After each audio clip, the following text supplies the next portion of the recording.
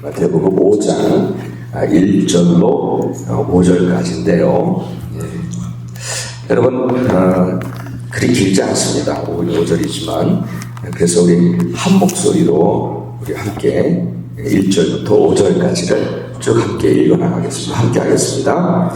예수께서 무리를 보시고 산에 올라가 앉으시니 제자들이 나아보는지라 입을 열어 가르쳐 이르시되 심령이 가난한 자는 복이 있나니 천국이 그들의 것이요 애통하는 자는 복이 있나니 그들이 위로를 받을 것이요 온유한 자는 복이 있나니 그들이 땅을 기업으로 받을 것이요. 아멘. 5절까지만 읽었습니다. 해피 뉴 이어. 예. 2025년은 여러분 정말 더 주 안에서 행복하고 주님 때문에 행복하고 주님 때문에 평안한 그런 한 해가 되시기를 축복합니다. 아멘. 이번 한 해 동안에 좋은 일뿐만 아니라 또 때로는 어려운 일을 만날 때에도 언제나 하나님을 바라보시고요. 그리고 하나님은 변함없는 사랑으로 내 편이 되어주신다는 그 믿음 가지시고 그 넉넉히 삶을 이겨나가시기를 축복하고 그리고 하나님의 은혜 아래 더욱 평강의 삶을 사시기를 우리 주님의 이름으로 축복합니다. 아멘. 아멘. 우리는 지난 2일부터요 신년맞이 아침 특별 예배를 시작을 했어요. 그래서 오늘 우리가 좀 앞으로 계속 이 아침 예배를 진행하게 될 텐데 그래서 잠시 그에 대해서 말씀을 좀 드리겠습니다. 여러분 그 주일에 우리가 이렇게 함께 다 모여서 이렇게 한 마음으로 다 한 마음이 되는 거잖아요. 하나님께 나갈 때 한 마음으로 돼서 하나님을 높이고 또 이제 예배 끝나고 나면 하나님 앞에서 또 서로 교제를 나누고 하는 그 주일 예배는 너무도 소중합니다. 너무도 소중합니다. 이 구별된 시간들을 바꾸지 다른 것과 바꾸지 마시고 정말 소중하게 여기시는 올 한 해가 되시기를 간절히 바랍니다. 아멘. 하지만 이 어그러진 세상을 살다 보면 살아가야 하니까 그것만으로는 우리의 신앙과 믿음을 온전히 지켜내기가 그리 쉽지 않습니다. 제가 늘 말씀드리지만 일주일에 한 번 예배 드리는 것으로는 정말 부족합니다. 정말 부족합니다. 그래서 아침 예배를 드리자 했던 거예요. 여러분 큐티라고 하는 것도 잘 알려져 있습니다. 큐티하는 방법도 있어요. 근데 제가 예전에 한국에서 목회할 때에 이 큐티를 이 모든 교인들에게 다 훈련을 시키려고 무척이나 애를 썼었어요. 큐티 아시잖아요. 그렇죠? 그런데 어떤 생각이 들었냐면 이건 모두를 위한 것은 아닌 것 같다. 이 큐티라고 하는 것은 모두를 위한 것은 아닌 것 같다 하는 생각이 들었었습니다. 그래서 그렇게 생각했었어요. 근데 이에 비해서 이 아침 예배는 모두를 위한 시간이 될 수 있겠더라고요. 이 아침 예배는 그냥 시간만 낼 수만 있으면 그냥 모두를 위한 시간이 될 수 있겠더라고요. 이 아침 예배를 통해서 하루가 시작되기 전에 내 생각과 내 마음의 나침판을 다시 하나님께로 맞추는 시간이에요. 다시 하나님께로 맞추는 시간이에요. 그리고 하루를 시작하자는 거예요. 성경 말씀을 나누고 기도하면서 그렇게 하나님께 내 나침판을 맞추고 내 생각과 내 마음을 맞추고 하루를 시작하자는 거예요. 어떤 특별한 행사를 또 하자는 게 아니에요. 이거는 어떤 행사가 아니에요. 그렇죠? 제가 작년 9월에 어느 새벽에 새벽 기도를 마치고 기도를 하는 중에 이 아침 예배에 대한 마음이 막 강하게 일어나더라고요. 아침 예배에 대한 마음이.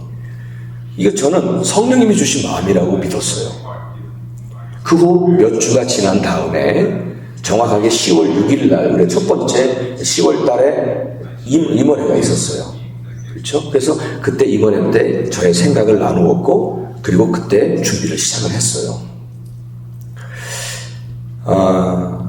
근데 우리 교회 사정은 매일 그 아침 예배에 나와서 방송할 수 있는 그런 분이 없을 것 같아서 저도 이런 거 한 번도 해보지 않았거든요. 이런 거 한 번도 해보지 않았는데 제가 혼자서 예배도 진행하고 혼자서 동시에 방송도 하고 있는 거예요.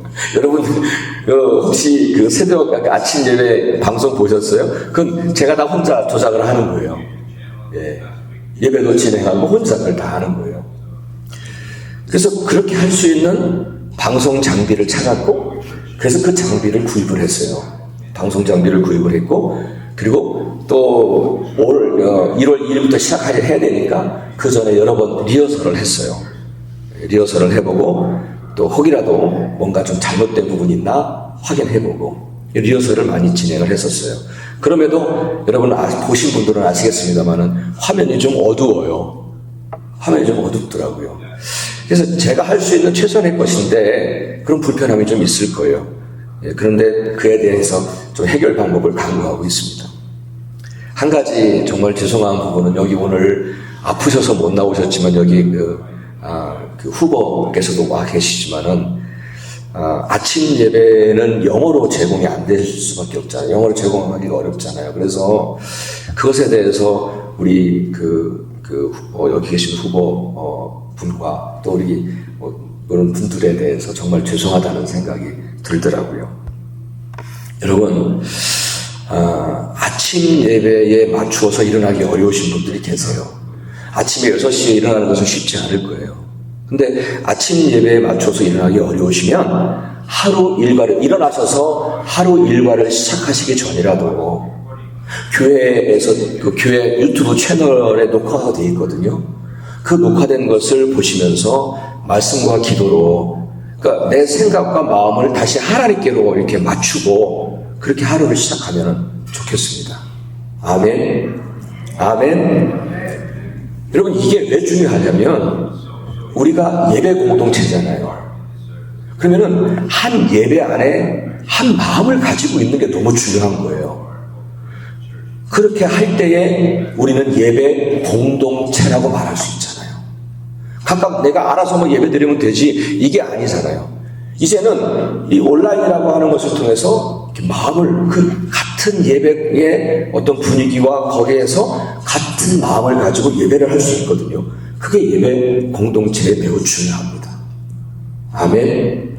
그래서 여러분들이 일어나시는 대로 그것을 보시면서 하루를 우리 한 예배 안에서 한 마음으로 우리의 마음과 생각을 우리 하나님께 다시 맞추고 그리고 하루를 시작하자고요. 그래야 이 어그러진 세상 속에서 내 신앙과 믿음을 온전히 지킬 수 있음을 믿습니다. 아멘. 사랑하는 여러분, 2025년 올해에는요, 이 모토를 가지고 시작하면 좋겠어요. 하루를 예배로 시작하는 우리는 소망 한인교회입니다. 아멘. 우리 함께 좀 읽어볼까요? 함께 하겠습니다. 시작. 하늘을 예배로 시작하는 우리는 소망 한인교회입니다. 오늘 2025년의 모토예요. 이제 오늘 본문으로 들어가겠습니다.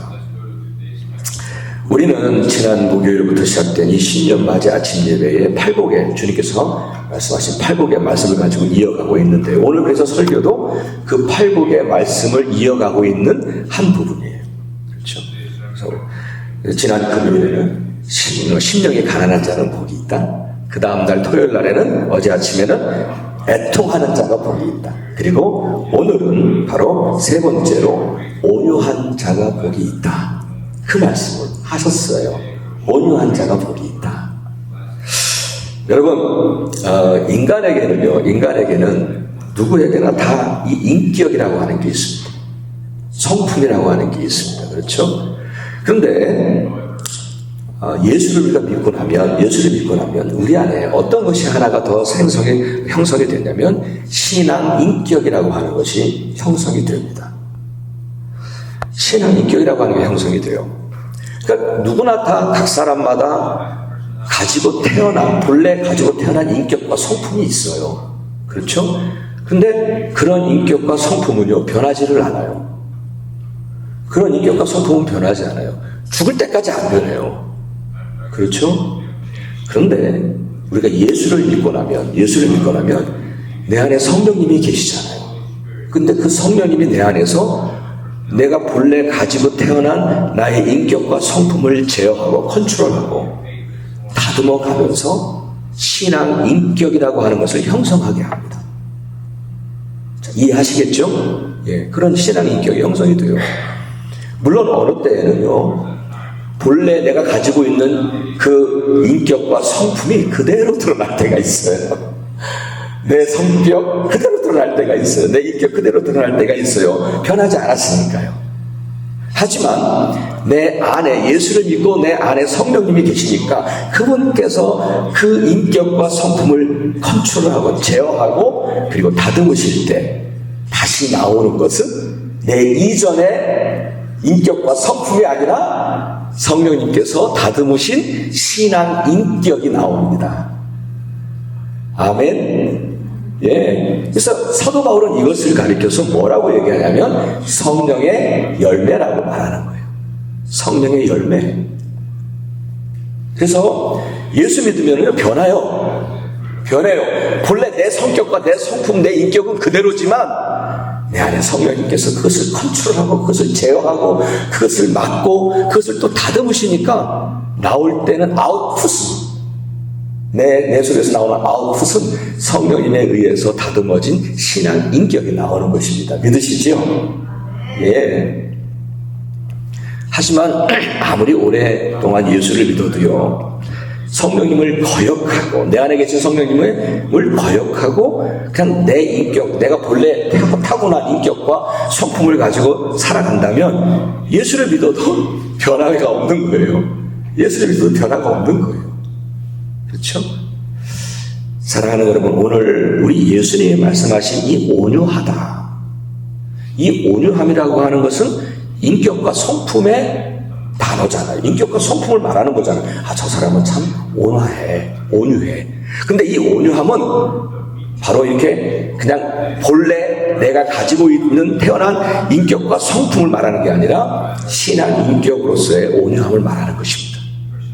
다시 말씀을 드려서 성령님에 의해서 다듬어진 온유한 성품, 그것을 우리 주님은 말씀하신 거예요. 그리고 그런 온유함을 가진 자에게 복이 있다. 아멘. 예, 그런 온유함을 가진 자에게 복이 있다라고 말씀을 하신 거예요. 믿으십니까? 예, 여기서 온유함이라고 하는 의미는요, 물론 다른 사람들에게 대해서 점잖고 부드럽고 사려가 깊은 그런 의미가 있기도 합니다만, 헬라어라고 하는 이 원문에 따르면 어떤 의미가 있냐면 좀 특별한 의미가 있는데요. 뭐냐면, 여러분 야생마 아시죠? 야생마, 말. 그것이 막 그렇게 날뛰는 동물이 사람에 의해서 길들여져서 온순해지는 상태. 막 그냥 야생마는 막 뛰잖아요. 근데 사람에 의해서 길들여진 그 온순한 상태, 그것을 온유함이라고 말합니다. 여러분 모세를 한번 생각해요. 모세. 예. 그는 그의 본래의 성품이 온유하다? 아니요. 그는 온유하지 않았어요. 그 사람은. 여러분 아시잖아요. 욱하는 혈기가 있어서 애굽 사람 한 사람을 죽이고 말았어요. 그것도 때려 죽였어요. 네. 성품이 그랬던 사람이에요. 그런 그가 애굽에서 도망하고 그리고 미디안 광야에서 40년 동안 목자로 살아가면서 그의 불같은 성품이 점차로 변해간 거예요. 하나님께서는 그를 사용하시고자 그곳에서 겸손하고 온유한 사람으로 다듬으신 거죠. 그는 자라날 때에 얼마나 당당했겠습니까? 왕자인데, 애굽의 왕자인데 얼마나 당당하고 거만했겠습니까? 하지만 미디안 광야의 목자로 살면서 그가 얼마나 겸손해졌는지 모릅니다. 그리고 민수기 12장 3절에 따르면 그 불같은 성격이 다듬어져서 뭐라고 말을 하냐면 그의 온유함이 지면의 모든 사람보다 더한 사람이 되었다. 그 온유함이 다른 모든 사람보다 더하다는 거예요. 그렇게 달라졌어요. 그렇게 빚어졌어요, 다시. 예. 우리 주님이 말씀하신 오늘 이 온유함이라는 게 바로 이 모세가 가지고 있었던 온유함이라고 볼 수 있습니다. 그래요, 여러분. 어떤 사람은 다른 사람에 비해서 본래 그 성품이 온유한 사람들이 있어요. 다른 사람들에 비해서 온유한 거죠. 그렇지만 사실요, 다른 사람에 비해서 온유한 거지 사실 그 사람도 한 성격 할 거예요, 아마. 어떤 상황이 되어지면. 제가 그래요. 여러분, 제가 온유하다고 생각하세요? 아니면 한 성질이 있다고 생각하세요? 다 속으신 거예요. 저는 한 성격이 있어요. 한 성질이 있어요. 누구나 다 그래요. 그냥 좋으니까 드러날 때는 그렇게 온유하게 드러나는 것 뿐이지 어떤 상황이 닥치면 한 성질 다해요. 하지만 우리 안에 성령님이 제어하시면, 우리 안에 성령님이 다시금 다듬으시고 온전해질 때 그것이 복이 된다는 것입니다.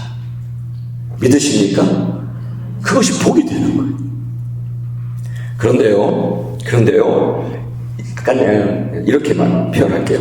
우리가 앞서 읽었던 심령이 가난하고 애통하는 것은 하나님께로 향한 것이라고 말할 수 있지만 그와는 다르게 이 온유함이라고 하는 것은 사람을 향한 것이에요.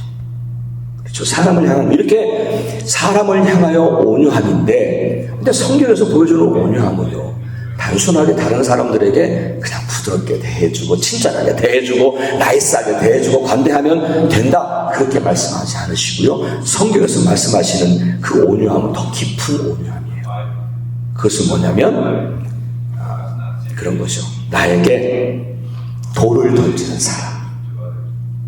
우리가 온유함은 다른 사람에게 향한 건데 그 다른 사람이 때로는 나에게 돌을 던져도, 나에게 고통을 주어도, 나를 아프게 해도, 나에게 큰 해를 입혀도 그 사람을 향한 온유함을 말하는 겁니다. 그것은 내 본래의 성격과 성품으로는 도저히 할 수 없는 온유함입니다. 여러분, 나를 죽이려고 하는데 가만히 있을 사람 누가 있겠어요? 그러나 스데반 보세요. 스데반 기억하시죠? 나를 죽이는 돌을 던지는 그들 앞에 그가 그냥 우리와 똑같은 사람이었는데도 그는 그렇게 하지 않았어요. 그 자리에서 온유했어요.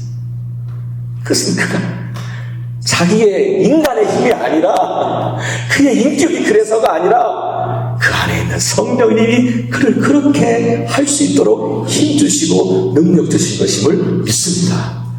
아멘, 아멘, 아멘. 그 온유함, 그 온유한 사람이 주님께서 말씀하시기를 복이 있다, 복된 사람이다, 복된 사람이다 라고 말씀하신 것이라 믿습니다. 아멘. 여러분, 요셉을 한 번 더 생각해 볼까요? 요셉, 피를 나눈 형제들에게서 엄청나게 배신을 당하고 죽을 뻔했어요. 피를 나눈 형제들에게서. 그리고 애굽의 노예로 팔려가지고 정말 졸지에 애굽이라고 하는 낯선 이국 땅에 가가지고 비천한 노예로 살았어요. 비천한 노예로 살았어요. 그런데 훗날에 여러분 아시죠? 그가 애굽의 총리 대신이 되었을 때에 그는 자신에게 그토록 악을 행했던 그 자기 형들을 다 용서해요. 다 용서해요. 그가 본래 그런 성품이었다? 아니요. 그런 성품이었기 때문에 그를 용서한 게 아니었어요. 여러분, 요셉이 어렸을 때부터 보면은요, 그 성품을 한번 따져볼까요? 그가 어렸을 때 보면은요, 형들의 잘못을 아버지에게 고자질하는 아들이었어요. 아버지에게 고자질하는 아주 이기적인 아들이었어요. 이기적인 사람이었어요. 그리 좋지 않았어요. 그래서 얼마나 안 좋았으면 형들이 그토록 미워했을까요? 아니, 어떻게 자기 동생을 죽이려고까지 하는, 어떻게 그토록 미워했을까요? 하지만 하나님은 그의 성품을 애굽에서 다듬으신 거예요. 애굽에서 다듬으신 거예요. 그를 사용하셔서 당신의 백성들을 그 극심한 가뭄에서 구원해 주시려고, 그리고 이스라엘을 큰 민족을 이루게 하시려고 그를 다듬으신 거죠. 그것을 요셉은 알았어요. 하나님과 늘 동행했던 요셉이었기 때문에 하나님께서 지금도 나를 다듬고 계시는구나, 그것을 알았어요. 그래서 그는 아무도 원망하지 않았어요. 아무도 원망하지 않았어요. 그렇게 자신에게 고통을 준 그 악한 형들에게도 복수하지 않았어요. 오히려 용서하고 끌어안고 엉엉 울잖아요. 엉엉 울잖아요. 이것이 그의 온유함이며 주님께서 오늘 우리에게 원하신 온유함입니다. 아멘. 그렇습니다. 온유한 자는 복이 있나니, 이 말씀과 같이 그는 진짜 복이 있는 사람이 됐더라고요, 요셉은. 여러분, 주님께서 온유한 자의 축복에 대해서 말씀하실 때 뭐라고 말씀하셨냐면, 온유한 자는 복이 있나니 뭐라고요? 땅을 기업으로 받을 것이다, 이런 말씀을 하셨거든요. 그러니까 저는 이 부분을 묵상하다가 예수님이 이 말씀을 하실 때 요셉을 생각했나 보다, 이런 생각이 들 정도예요. 왜냐하면 여러분, 이 요셉은요, 그 이스라엘 백성들이 가나안 땅에 들어가서 각 지파별로 기업을 나눠요. 땅을 나누어서 기업으로 줘요. 그래서 다 분배할 때에 요셉은 자기 하나에게 주어진 기업이 아니라, 땅이 아니라, 요셉은 아들 둘이 있었어요. 그 아들 둘, 므낫세와 에브라임, 이 둘 모두에게 땅을 기업으로 줬어요.